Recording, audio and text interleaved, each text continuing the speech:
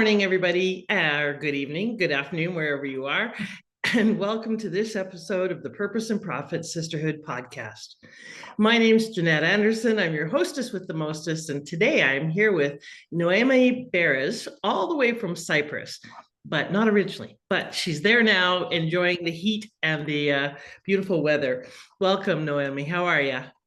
Thank you so much for having me today, Janet. I'm very well, thank you. It's a hot day in Cyprus. Awesome. Well, hot is better than cold in my world, but I know too much of a good thing is too much of a good thing.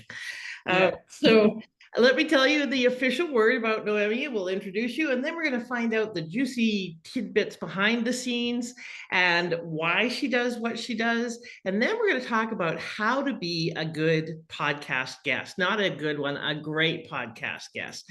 She's been helping podcasters and podcast guests for a long time. So Noemi Beres is the co-owner of the Podcast Connections podcast booking agency. She helps entrepreneurs and business owners enrich their lives through connections, sharing their knowledge, and connecting them to quality podcast shows. In addition, Noemi is dedicated to helping experts grow their business with interviews. She started working in online marketing in 2007. Back when it was barely a thing. Noemi has a master's degree in Danish literature and language. She's a linguist, content creator, and master organizer. Oh, that's good. We got to talk about that. In her free time, she also loves making hand-sewn collages on canvas and playing on her hang and frame drum. Interesting. She's also a walker. All right.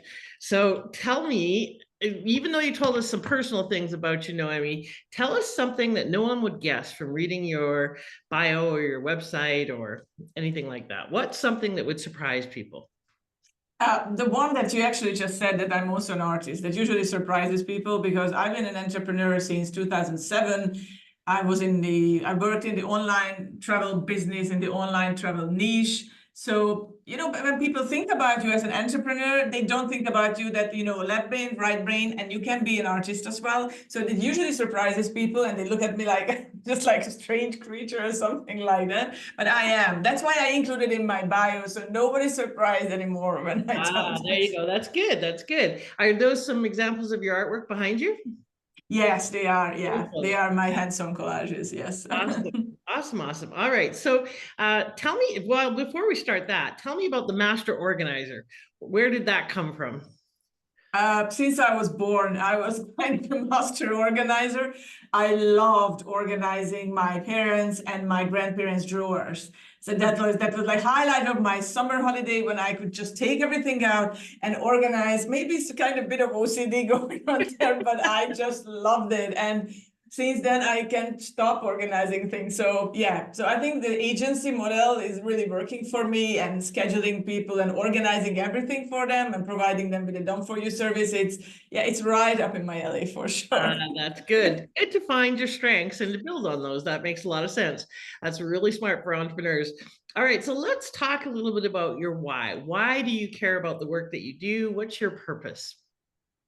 My purpose is to help people enrich their lives through connections, because being a podcast booking agent is not just about organizing those interviews, done and dusted, and next one, but all about enriching their lives with these connections and getting into a world where they can connect with other people and the host audience. I think that's so important. And also helping to share their knowledge, sharing their story, being open and vulnerable about their stories. It's just so important nowadays, because the more you share about yourself, the more authentic you are, and people will accept and respect you for that. Right. Okay.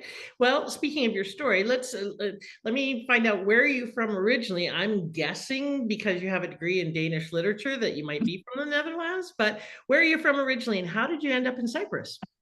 I was born and raised in Hungary in Central Europe, so I had nothing to do with the Scandinavia at all. But I was an exchange student in Denmark for a year when I was 16. So that's how I learned Danish. And then I went to university and I studied Danish literature and linguist, and I became a linguist.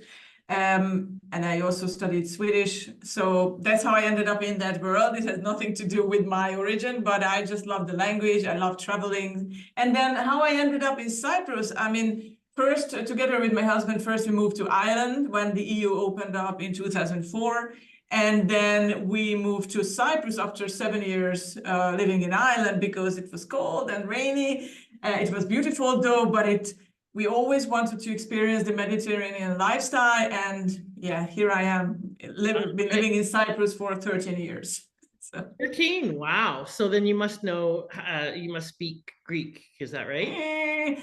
Well, because Cyprus is an English-speaking country, I'm having trouble with it, but I'm learning. I'm very eager, learning it, but I can't, especially not the local dialect. It's very hard.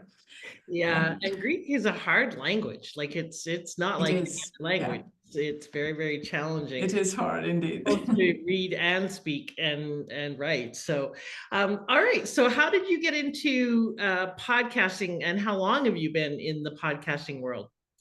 We started our business in 2004. I always tell people this is like a COVID business, like so many other businesses in the world. I've been an entrepreneur since 2007, and up to 2020, we had an online travel-related business. We were the first car rental brokers in Hungary for Hungarian market.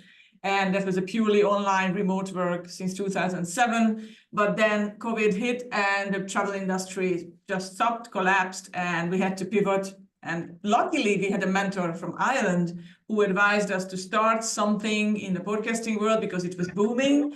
And that's how we ended up in this wild world of the podcast. All right. Well, let's talk a little bit about how to be a great guest, because I've had 2 podcasts so far and been on dozens and dozens myself, but I know what makes a not good guest, because I've run this podcast for 6 years, just started the other one in January, and have had hundreds of guests. So tell us a little bit about how to be a great guest. First of all, do your research. So listen to a couple of episodes. It's a must. At least one episode, and try to align with the vibe of the podcast and learn a bit more about the host, about the interviews they're doing. I think that's really, really important. And always come prepared, obviously. That's really important.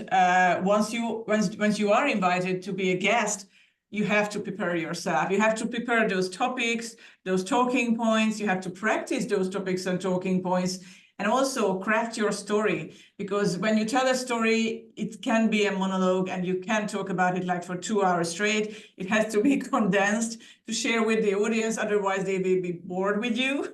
Yeah. And also try to be engaging and not too stiff, not too formal, because these podcast interviews are conversations between two people, as if we are having a coffee or tea together. So I think being engaging is really important, and also being respectful with the host time. And you are a guest on someone's podcast, so you have to respect that and respect their space. And don't use the podcast as an advertisement for your book, for your service, because you're sharing knowledge, you're sharing your story there. It's not about just promotion. There's also time. There's always time and space for that. They always provide you with that, but don't make it about yourself and your business, because you are for the audience, not yeah.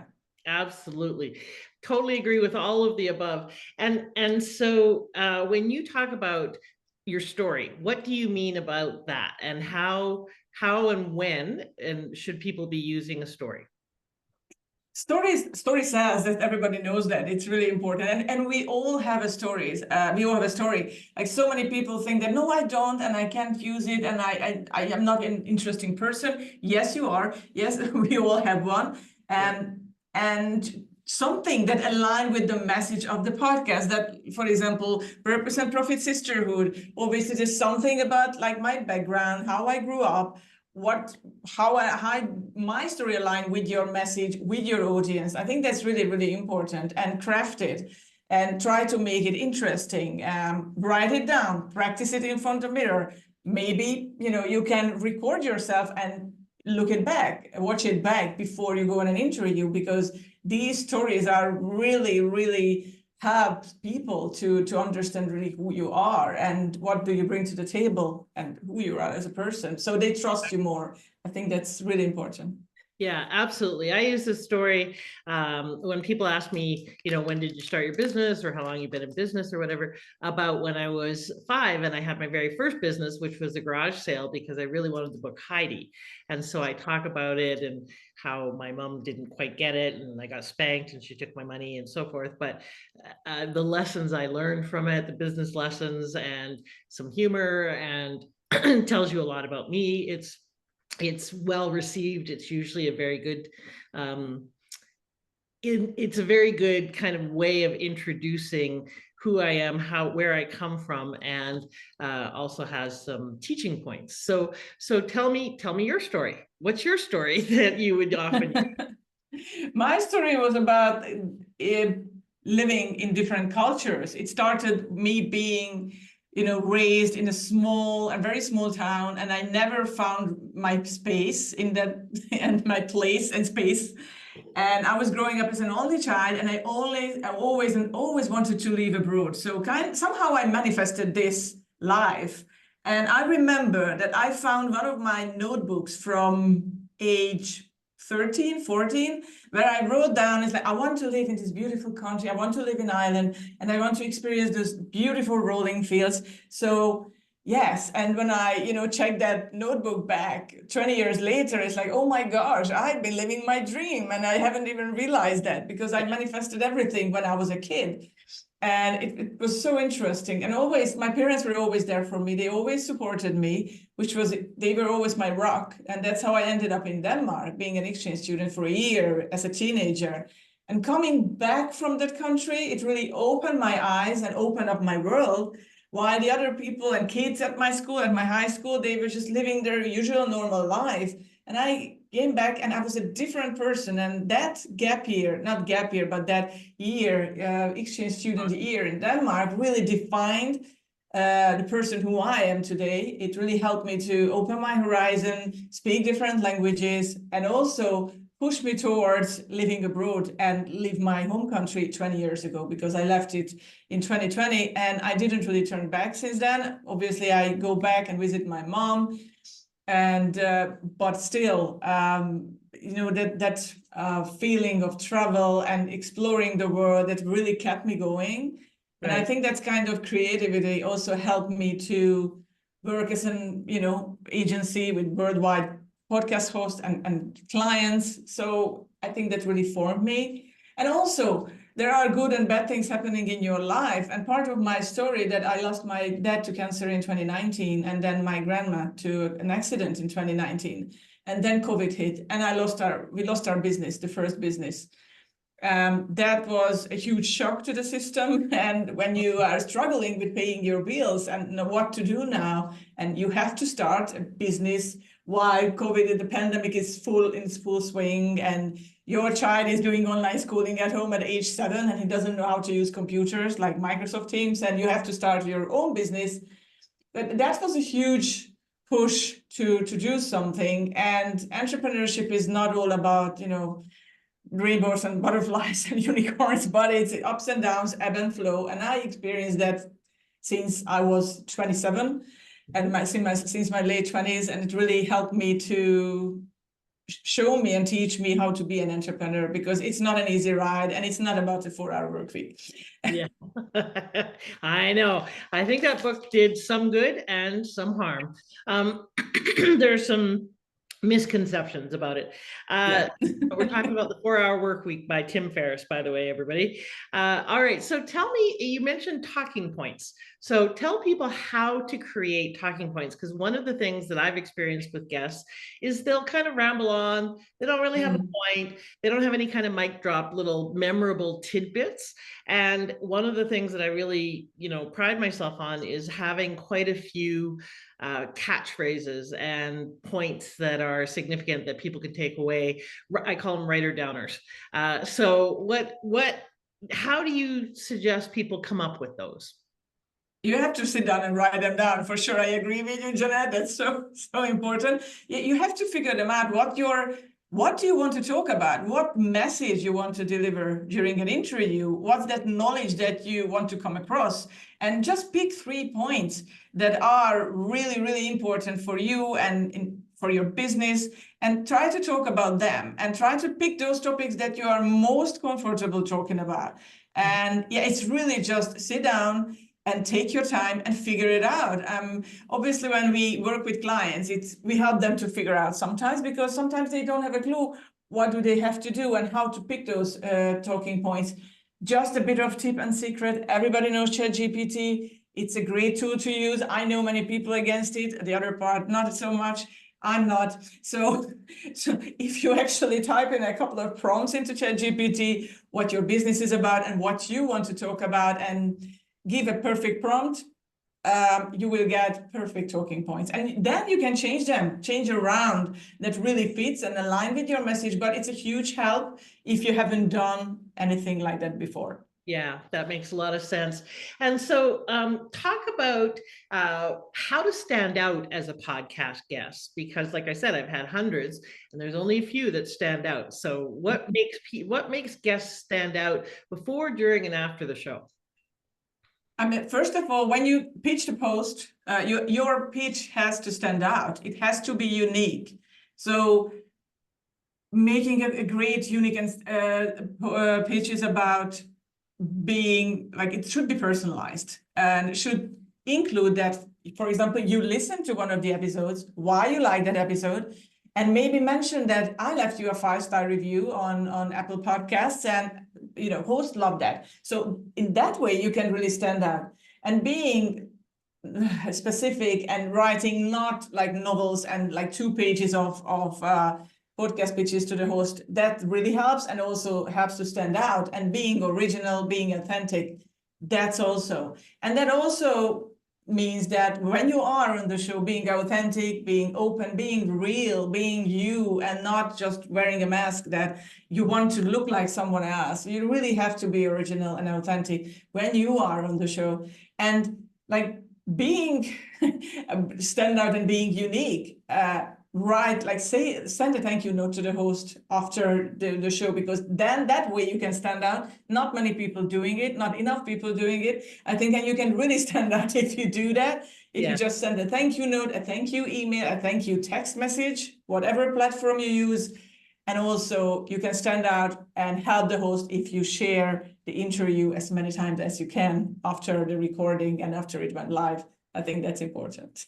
Oh, let me underscore all of what she just said, because as a podcast host for many years, in 6 years, I have received 1 thank you card and less than 5 thank you emails or texts, or they've mostly been emails or DMs. Yeah. I'm just trying to think if there's been more than 5, and I really don't think so. In fact, I think it's been 4. Out of hundreds of guests, which is like boggles my mind. First of all, because here's someone giving you a free stage and free access to their whole network that they've spent a lot of time, money, and effort building, and you don't even send a thank you. And then the whole thing of sharing. I can tell you from experience talking with lots of other podcast hosts, because every time I'm on a podcast, I make a point of saying, here's where we're going to share your message. We're going to share it on my social media. There's so many here, so many there. We're going to share it on our newsletter that will go out, the week of the show, et cetera, et cetera. And then we do it. We actually do it, which is very, very, very unusual. Most people are guests on a podcast and they don't capitalize on it or share it, which is really dumb, because you do all the effort of being on a podcast and then you don't use it to publicize yourself by putting out that you were on the podcast, and you don't do the host any favor by not marketing it. So yeah, that's very, very important. And also the thing that you mentioned about leaving a review, again, very few people do that. Really generous, really helps. One of the things that I've had one person do for me, and that I've done for several hosts, is I create a little video testimonial, and I send it to them, and they can use it in a variety of different ways, or they can transcribe it.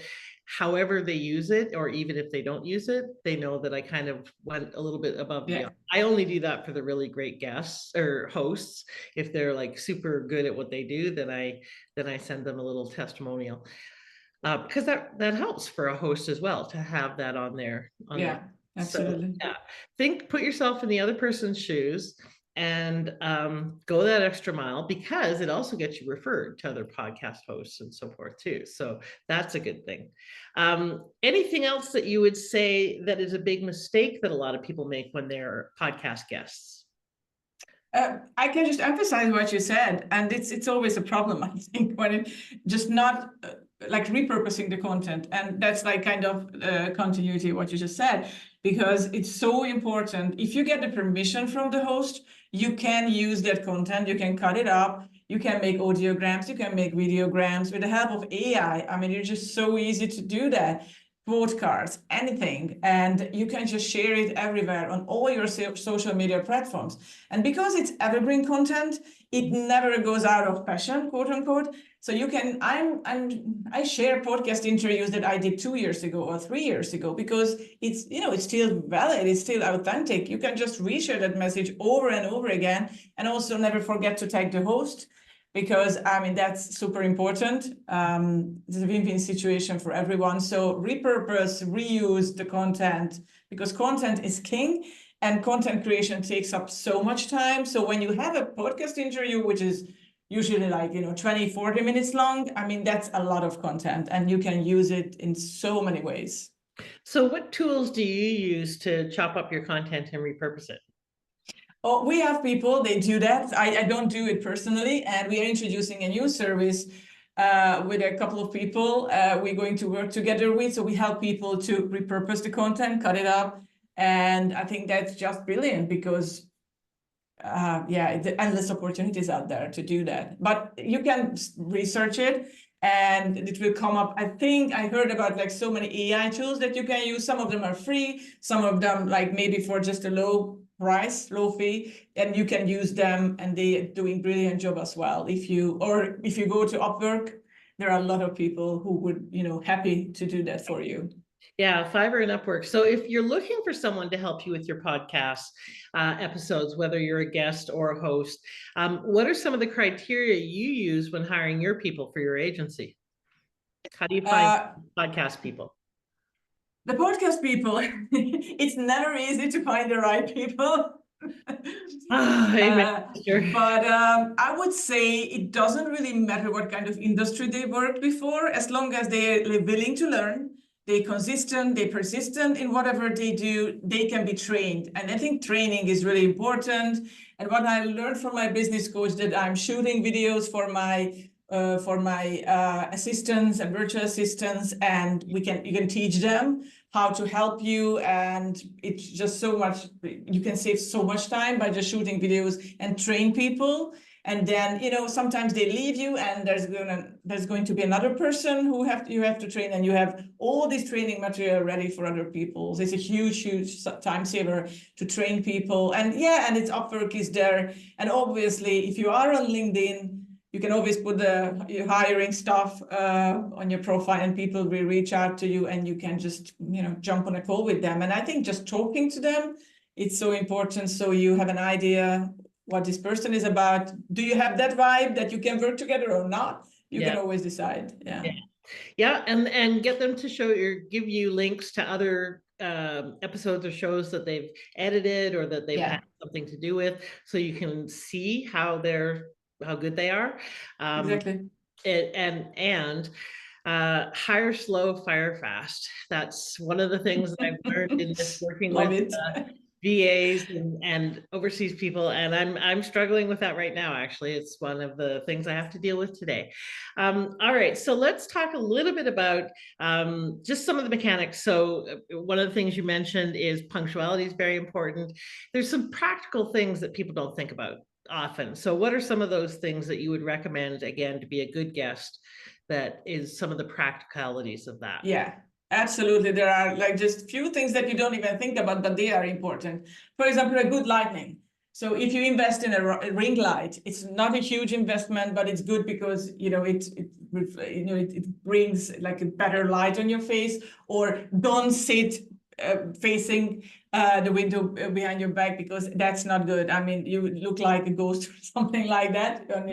And also a microphone, maybe just a low-cost external mic would do good to your interview, because when it comes to a podcast, people, I would say most of the time, they still listen to it and don't watch it. Although people love to watch interviews, but they do that on the go when they are in the gym or when they're running or when they're driving. So sound quality is really important. So an external mic is important.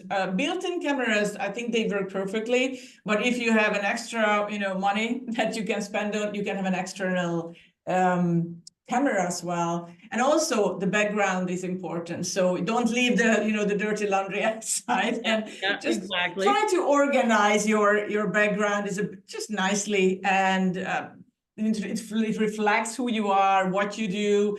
Place a couple of books, maybe a bookshelf, plants. It looks nice, and it just gives that kind of professional attitude towards the whole podcast interview when you are on that show. So I think these are the practicalities that you look for. And obviously, like, get yourself together mentally, emotionally, maybe do a bit of breathing exercise just a few minutes before the show, so you are relaxed, you are aligned, and not just running from one interview to another, and you don't even know where you are anymore and who the host's there. So yeah, get prepared emotionally, mentally, physically, get a little bit dressed. For ladies, obviously, bit of makeup doesn't hurt, it helps. So I think that's important too. Yeah. Yes, especially on Zoom, lipstick and frankly eyeliner, especially if you wear glasses, because your eyes will get seen and people don't feel like they can connect with you. And so I am today a good example of all the things not to do. So my regular light that's over here wasn't working. So I'm using kind of an auxiliary light, but it doesn't actually give me enough light on because I've got a window over there. And that's why this half of my face is lit. So don't do this. This is bad example of lighting. And don't blur your background like I am, because there's been studies that people psychologically mistrust people that have a blurred background because they're kind of like, what are you hiding? But the pictures that I have behind me, I've had two people. I live a mobile lifestyle, so I'm always in other people's spaces, and so trying to make the best of the background that I have, because I do have virtual backgrounds, but those are kind of hinky because you go in and out of frame, and parts of you disappear and stuff like that unless you've got a green screen. But these are pictures of ducks, and they're not very nice pictures of ducks. So I've had a couple of people say those are really distracting and they don't look like you at all. And so hence the blurred background. But generally, don't do a blurred background if you avoid it. Have the lighting that I have right now. And typically, you don't want to have as much pattern as I'm wearing right now. I like the top and it's comfortable, but in video, you want to have solid colors like Noemi is wearing, or something that's not too distracting. You can, if you can pull it off, great. And you got to really know that some patterns, especially like stripes, can get zigzaggy and wobbly and weird on video. So you got to kind of watch that. And be punctual, right? Show up. And punctual doesn't mean right on time. I cannot tell you how many times I've gone, because my show used to be live back before Zoom changed the interface with Facebook. And we cannot figure out how to get it to work so that we can still go live. There is a way, but we can't get it to work. So we're pre-recording interviews, and people would show up right on time. Well, there's like preamble and stuff I need to check and verify their name. So punctual means 5 to 10 minutes ahead of time on a live show. Usually 10 is probably a better idea. The host is often running late, but you want to be there early. And even if it's pre-recorded, show up early, because otherwise the host stresses out. Are they coming? Are they not coming? Especially if it's live. I've had people not show up, and if someone's not there until the very last minute, I don't know whether or not I need to fill in. So think about these kinds of things as well. All right, what's some last little tips that you would want to give people about how to be a great guest? Anything else that you want to share? I would love people just share their story and share their message and knowledge as open as authentically as possible. I think that's just so important. And just be you and have that conversation and don't overthink it, don't overanalyze it, be prepared, but just keep doing it consistently, persistently, and don't think that after one single interview you'll be famous and all the clients will line up and want to work with you. Podcast guesting is a long-term marketing strategy. You have to rinse and repeat it many times. But proof is in the pudding. I've been doing it for many years and it's working, and I love doing it. So enjoy those conversations, but you have to continue. You have to be persistent. You have to be consistent. Yeah, I love that. And so before we wrap, I'll ask you one last question about how to utilize podcast best in terms of growing your business. But tell people how they can find out more about you and connect with you and find out about your agency services. Of course, yeah. You can visit our website, which is podcastconnections.co, so plural and co, not com. And you can always find me on LinkedIn. If you type my name in, Noemi Beres, I'm happy to connect and jump on a call and get to know each other. Perfect. Awesome. All right. And what's the what are some of the best ways that people can use podcasts to grow their business? So how should they be capitalizing on being on a podcast? First and foremost, the most important thing is to building up a network of amazing people that you can help them, they can help you, because podcast guesting is not just about that one single interview. It just opens up the channel and opens up the channel of people that you can get connected. It can be the audience, it can be the host, it can be the host friends or whomever listening to that interview. And I think that's really powerful, because today's business world is all about networking and get to know each other. And this is the perfect way to do that. And also, you're building up your brand, you're building your authority. And when you appear on relevant podcasts, and I emphasize the word relevant, because don't go to any podcast you get invited on, or they accept guests. They have to be relevant to your business.